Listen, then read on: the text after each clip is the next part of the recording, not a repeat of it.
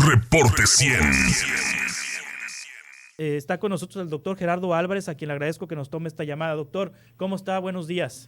¿Qué tal? Muy buen día. A la orden. Doctor, ¿cuántas personas hospitalizadas por COVID-19 hay en este momento en los hospitales de Sonora? Justo las que mencionaste, Juan Carlos, 391. Sí, 391. Es correcto. 195 estables y 156 graves. Así es, dentro de esas 196, 150 son consideradas graves porque dependen de oxígeno, que se les suministre oxígeno por cualquier vía, mascarilla, puntas nasales, etcétera. Esa es una definición internacional, Juan Carlos. Y los otros 40, para que den los 196, son pacientes que están con ventilación mecánica invasiva o en una situación crítica, ¿no? Sí. Porque tienen una forma severa de COVID. Ahora, ¿por qué hasta antes del miércoles de la semana pasada reportaban cada noche más de 1,308 para ser exactos el martes pasado, y del martes hacia atrás los reportes eran de más de 1,100, 1,200, 900? ¿Por qué reportaban?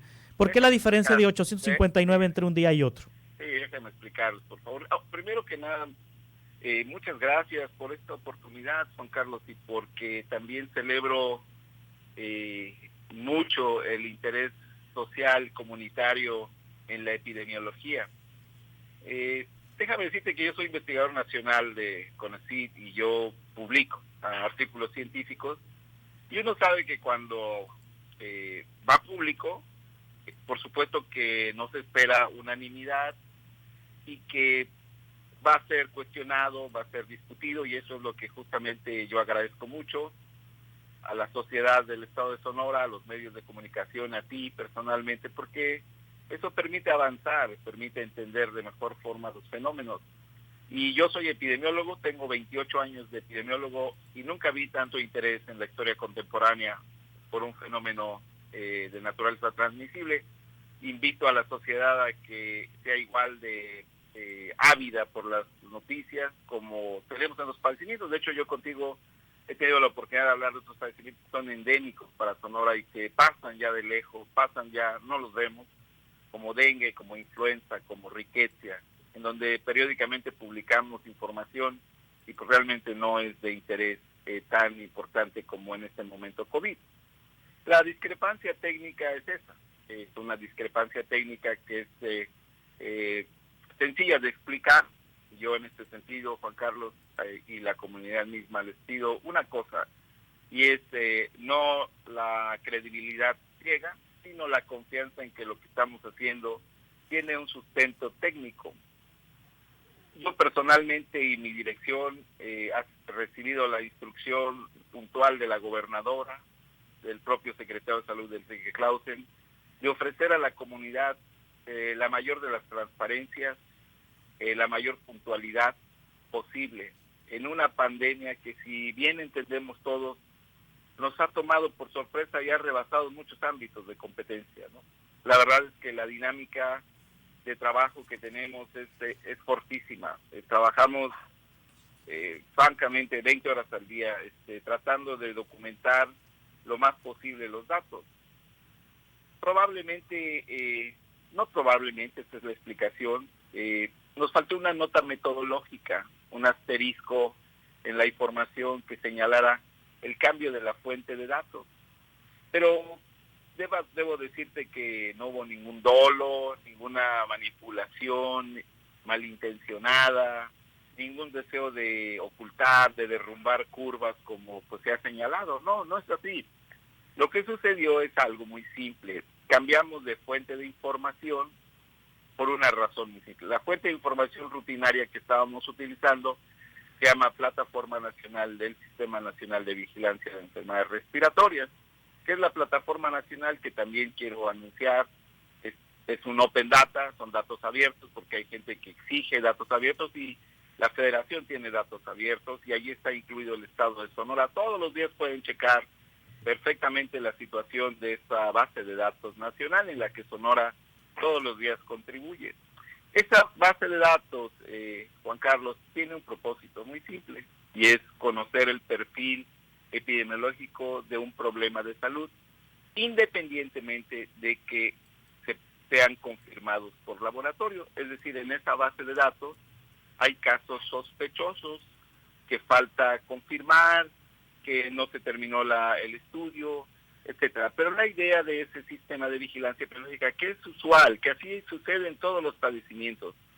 De hecho, cada año hay hasta 3 meses posteriores a las plataformas, a los datos de las plataformas, para que se valide, se rectifique la información que allí se contiene.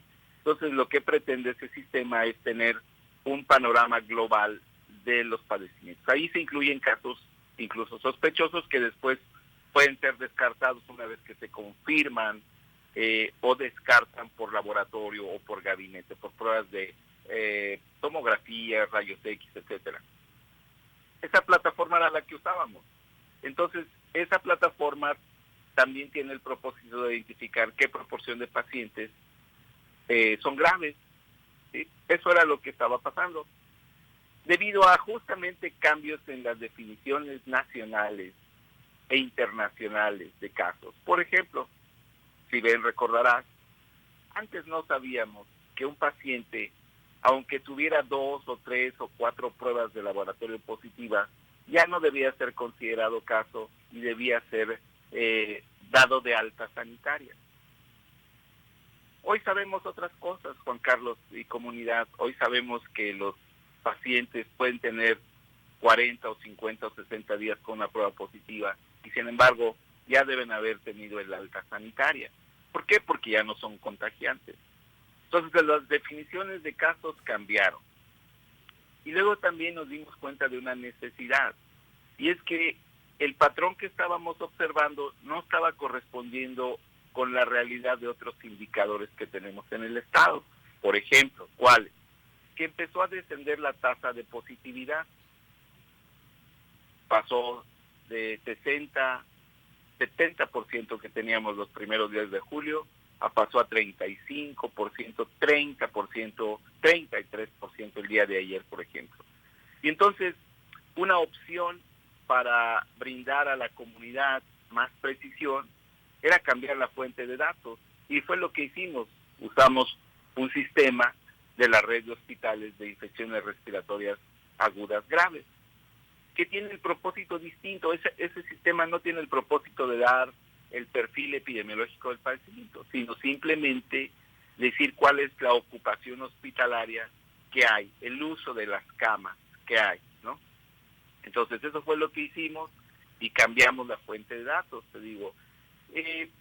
Ofrezco la disculpa porque vale la pena, porque es necesaria, de que no hicimos una nota metodológica, insisto, un asterisco que señalara: dejamos de usar la fuente de la plataforma del sistema de vigilancia de enfermedades respiratorias y lo hemos cambiado por esta plataforma. Te digo, no es con ninguna mala intención ni con ningún dolo, es justamente al contrario, es ser transparentes, es mostrar que vamos o no mejorando de un problema, porque también se nos señaló que pues se toman decisiones basadas en un indicador. En realidad no es así, o sea, usamos demasiados indicadores, diversas fuentes de datos. Créeme que todas las notas que todos los días son públicas, que nos cuesta un enorme trabajo hacer todos los días para el conocimiento comunitario, tienen muchas fuentes de datos que confluyen en un solo documento para tratar de brindarles la información que requiere la sociedad. Entonces eso fue lo que pasó. Sí. Ahora estamos usando una plataforma de ocupación de camas que permite saber que efectivamente, Juan Carlos, el día de ayer había 391 hospitalizados y podemos saber las condiciones críticas. Ahora, ¿por qué antes tú vas a decir, bueno, por qué había 1,300 y 1,200? Bueno, pues porque eran los sujetos que en el momento en que se sospechaba el diagnóstico de COVID, independientemente o no de que se confirmaran, así lo exige la plataforma, eran capturados. Y también otra cosa muy importante, fíjate, con la intención de que la comunidad, que es algo que se ha dicho y se ha cuestionado, de que en México estamos por abajo de la estimación de casos y no se confirman el total de ellos. Nosotros hemos hecho un esfuerzo extraordinario en Sonora para que recuperemos todos aquellos pacientes que pudieron estar diagnosticados y no fueron registrados en su momento. ¿Por qué? No porque no se pudiera o porque no se quisiera, sino porque no se tenía la confirmación diagnóstica, porque el paciente, quiero que sepan que es una enfermedad que no siempre es sencillo diagnosticar, porque incluso en presencia de un caso, de una prueba negativa de laboratorio, aún existe otro valor agregado, que es si el médico determina que se trata de un COVID, aunque tenga una prueba negativa, ese paciente debe ser considerado como un COVID. Y entonces hoy estamos tomando en cuenta criterios clínicos y epidemiológicos que antes la norma en este país no nos permitía. Sí. No es, te insisto, y nada más con esto concluyo, no es ninguna situación de falta de transparencia o de una mala intención en el manejo. Fue un cambio en la base de datos. Lamentablemente tampoco se explicó apropiadamente en el momento en que se debió explicar, y es por eso que vale la pena y sin ninguna, digamos, vergüenza, pero sí con la incomodidad que presenta. Yo ofrezco la disculpa, pero eso fue lo que pasó, Juan Carlos. Sí, ahora doctor, entonces, en conclusión, cuando se estaban reportando más de 1,000 en el apartado de hospitalizaciones, no significaba necesariamente que esos 1,000 estuvieran en una cama, ocupando una cama. Son personas que el hospital, pues público, particular, los identificó como casos sospechosos y estaban alimentando esa estadística en el dato de hospitalizaciones. Es absolutamente correcto Así. lo que estás diciendo. Es decir, en un momento en su diagnóstico de sospecha estuvieron hospitalizados, pero sí, faltaba confirmar o descartar el diagnóstico. De hecho, fíjate, una nota unas líneas que ponemos en las notas públicas que hacemos, que probablemente pasa desapercibido, es, por ejemplo, fíjate, el día de ayer dijimos 425 casos nuevos de la enfermedad, ¿no? No implica que esos pacientes se enfermaron el día de ayer o un día antes, claro, ¿no? Sino son los que pudimos rescatar desde cuándo. Y fíjate, luego dice enseguida, punto y seguido, dice, los pacientes comenzaron síntomas entre el día 12 de junio y el 30 de julio, por ponerte un ejemplo. ¿Qué quiere decir eso? Que hay pacientes, algunos, que comenzaron justamente de esos 425, por dar este ejemplo, algunos comenzaron el día 12 de julio, 12 de junio, es decir, hace más de un mes, prácticamente 2 meses, pero que hemos en la intención, insisto, de transparentar y darle la mayor precisión posible a nuestra comunidad, la mayor certeza posible, vamos a los expedientes, vamos a los hospitales, vamos a los centros de salud y rescatamos esa información. ¿En algún momento estuvieron hospitalizados? Sí, pero no necesariamente terminaron por ser casos confirmados, ¿verdad? O estuvieron hospitalizados, pero fueron dados de alta o incluso fallecieron, ¿no? Sí. Entonces es algo que ese es el motivo de sí. esta discrepancia técnica. Sí, queda claro, doctor. Entonces hay en este momento 391, bueno, hasta anoche 391 personas en hospitales. ¿Es una correcto. cifra baja? ¿Es una cifra alta? ¿Es Sí. una cifra mediana? ¿Cómo podemos saber si son muchos o son pocos? Sí, fíjate que hay estándares internacionales y nacionales que se utilizan. Debo informarte que en el sector salud en este momento tiene dispuestas 936 camas para la atención exclusiva de pacientes con COVID-19. Más o menos 48% corresponden al IMSS, 35% a la Secretaría de Salud y el resto está dividido entre el ISSSTE-SON, ISSSTE y la medicina privada, ¿no? Ahora, me preguntas que si esto es una cifra alta, mediana o baja. Déjame decirte los indicadores. Cuando estás esta ocupación de las 196 camas, 191 pacientes, 191, representa 40% del total de camas disponibles. Sí. Esto significa, cuando el sistema está por 40% o menos de ocupación hospitalaria, se dice que tienes un riesgo bajo de saturación hospitalaria.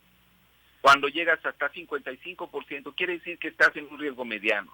Cuando llegas a 65%, quiere decir que estás en un riesgo alto de saturación. Y cuando estás por arriba de 65% de la saturación, de ocupación hospitalaria, quiere decir que estás en un riesgo máximo de saturación hospitalaria. Déjame decirte que entonces bajo esta estratificación, el Estado de Sonora en este momento tiene un riesgo bajo de ocupación hospitalaria, de saturación, ¿sí? Estamos en 40%, es decir, hay 60% de camas disponibles para pacientes COVID que así lo requieran. Esto implica, por supuesto, déjame decirte que esto está diferenciado, porque no todos los municipios están en la misma circunstancia.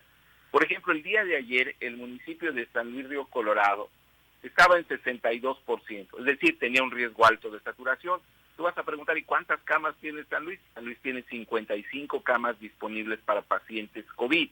El otro municipio que tenía una saturación relativamente alta, por ejemplo, era ese Hermosillo, porque Hermosillo tenía el día de ayer aproximadamente el 60% de las camas ocupadas, ¿sí? Entonces, y Hermosillo tiene 383 camas disponibles. Cada municipio tiene una disponibilidad distinta de acuerdo a su tamaño poblacional. Entonces, este es el indicador que todos los días se está midiendo a través de esta red que te estoy diciendo para ver si estamos en un riesgo alto, máximo de saturación hospitalaria. ¿Qué es lo que se busca? Que no lleguemos a esos niveles, que es el gran propósito de todas las medidas de contingencia sanitaria, que siempre haya camas disponibles para los pacientes que así lo necesitan. Y déjame decirte también que es algo que sí vale mucho la pena, Juan Carlos, que nuestra comunidad sepa, porque a veces nos fijamos en cosas que son importantes, pero no necesariamente son las más importantes. Sonora no ha estado nunca, en toda la pandemia, en el saturado, rebasado por los pacientes, por los números de enfermos. Y esto ha sido consecuencia de la planeación que se ha hecho, de la disponibilidad, de los esfuerzos que la gobernadora y todo el sector salud han hecho para tener camas disponibles. Yo creo que hemos sido testigos de lo que ha pasado en otros lugares del mundo, en otros lugares del país, en donde la gente no tiene camas para ser atendida. Eso no ha sucedido en Sonora, y es por esto que te estoy diciendo, fue un esfuerzo permanente que se hace para que la población sea atendida adecuadamente. Muy bien. Esto es lo que te puedo comentar, Juan Carlos. Doctor, le agradezco mucho. Gerardo Álvarez Hernández, vocero de COVID-19, uno de los voceros de COVID-19, director de promoción de la salud y prevención de enfermedades. Muchas gracias por estar con nosotros. Estaremos en contacto, doctor. Te agradezco mucho tu tiempo, Juan Carlos, y gracias a la audiencia que te escucha. Hasta pronto. Reporte 100.